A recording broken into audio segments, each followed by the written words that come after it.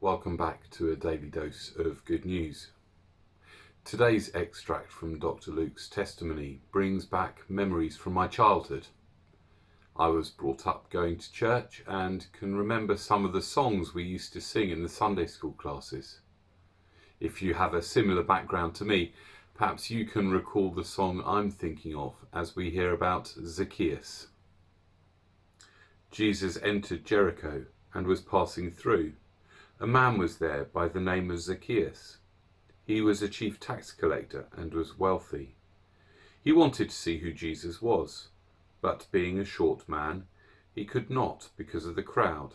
So he ran ahead and climbed a sycamore fig tree to see him, since Jesus was coming that way.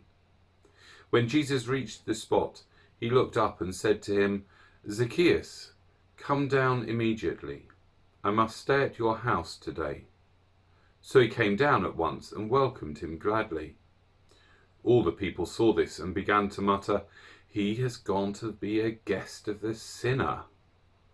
But Zacchaeus stood up and said to the Lord, "Look, Lord, here and now I give half of my possessions to the poor, and if I have cheated anybody out of anything, I will pay back 4 times the amount." Jesus said to him, "Today salvation has come to this house, because this man too is a son of Abraham. For the Son of Man came to seek and to save what was lost." Zacchaeus was a very little man.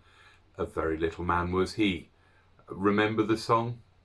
If you don't, then to be honest, you haven't missed much. What has struck me as interesting, though, is the completely different picture I have of Zacchaeus that his fellow Israelites would have had. For me, he is a jolly little chap, short of stature, but he likes climbing trees, which appeals to pretty much all young boys.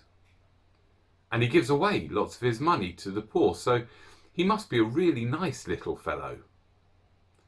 We tell this fun story to our children with the overtones of Zacchaeus was a small man, but he climbed a tree to see Jesus.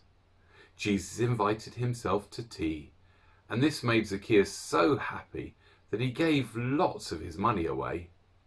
You, my child, may be small, but Jesus wants to come into your heart too, and he will help you to be nice to everyone. Sweet, eh? But his size is of no importance to the Israelites of his day. No. He was a despised, loathed, rejected thorn in their side. He was working for the occupying Roman force, the enemy, and scamming his own people for his personal gain. Not such a jolly little chap. He would have been one of the least worthy of love and mercy.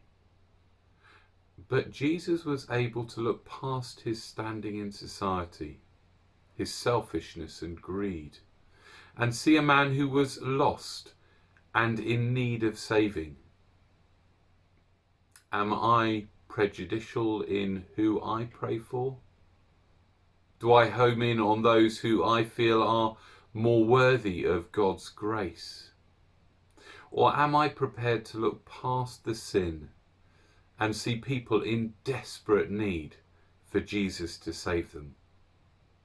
See you tomorrow.